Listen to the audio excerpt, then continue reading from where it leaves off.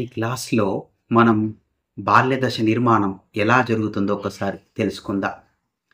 బాల్యదశ అన్నది మానవ జీవితంలో చాలా కీలకమైనటువంటి దశ. ఈ దశ గురించి తెలుసుకోవాల్సినటువంటి బాధ్యత ఖచ్చితంగా కాబోయేటువంటి ప్రతి ఒక్క ఉపాధ్యాయుడికి అవసరం. కాబట్టి బాల్యదశ నిర్మాణం గురించి మనం తెలుసుకున్నట్లయితే బాలబాలికలకు సంబంధించినటువంటి బాల్య దశ అన్నది అందరికీ ఒకే రకంగా ఉండదు. ఒక్కొక్క ప్రాంతంలో ఒక్కో రకంగా బాల్యదశ యొక్క నిర్మాణం అనేది జరుగుతుంది. అయితే ఇక్కడ ఈ బాల్యదశకు సంబంధించినటువంటి అనుభవాలు, బాల్యదశ యొక్క నిర్మాణం అన్నవి సహజ సిద్ధంగా జరిగేటువంటి అంశాలు కావు. ఖచ్చితంగా సమాజం యొక్క ప్రమేయంతో బాల్యదశ నిర్మాణం అన్నది జరుగుతుంది.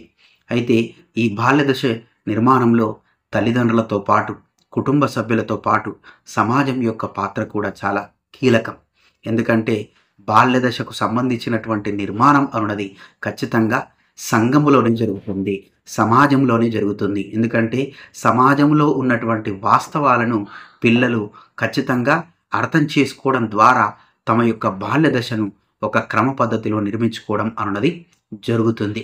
అయితే ఈ బాల్యదశ నిర్మాణంలో సమాజంలో ఉన్నటువంటి సంస్కృతి, సాంప్రదాయాలు, జీవన విధానం, అదేవిధంగా విద్య, ఆరోగ్యం, ఇలా అన్ని రకాలైనటువంటి అంశాలు కూడా పిల్లల యొక్క బాల్యదశ నిర్మాణంపై ప్రభావాన్ని చూపుతాయి.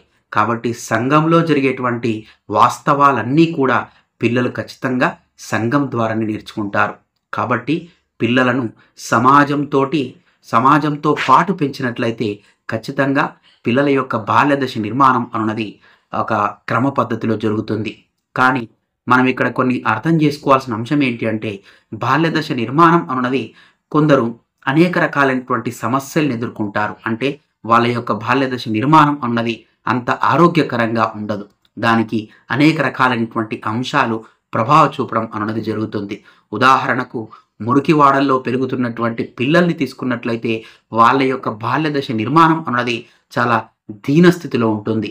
అంటే కావలసినటువంటి సదుపాయాలు లేకపోవడం, విద్య, ఆరోగ్యం, కావలసినటువంటి గృహ సదుపాయం లాంటివి లేకుండా పిల్లలు చాలా దుర్బలమైనటువంటి పరిస్థితుల్లో పెరిగేటువంటి అవకాశం అన్నది ఉంటుంది.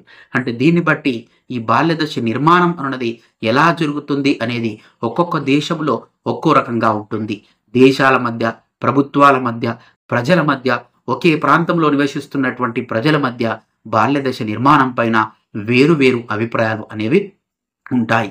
కాబట్టి ఈ బాల్యదశ నిర్మాణం అన్నది ప్రపంచంలో అన్ని దేశాలలో, అన్ని ప్రాంతాలలో ఎలా జరుగుతుంది, ఈ బాల్యదశ నిర్మాణాన్ని అర్థం చేసుకోవాల్సినటువంటి ఆవశ్యకత ఉపాధ్యాయులకు ఎంత ఉంది అనేటువంటి అంశాలన్నీ కూడా మనం మనోవిజ్ఞాన శాస్త్రంలో సైకాలజీ అనేటువంటి సబ్జెక్టులో నేర్చుకోవడం అన్నది జరుగుతుంది.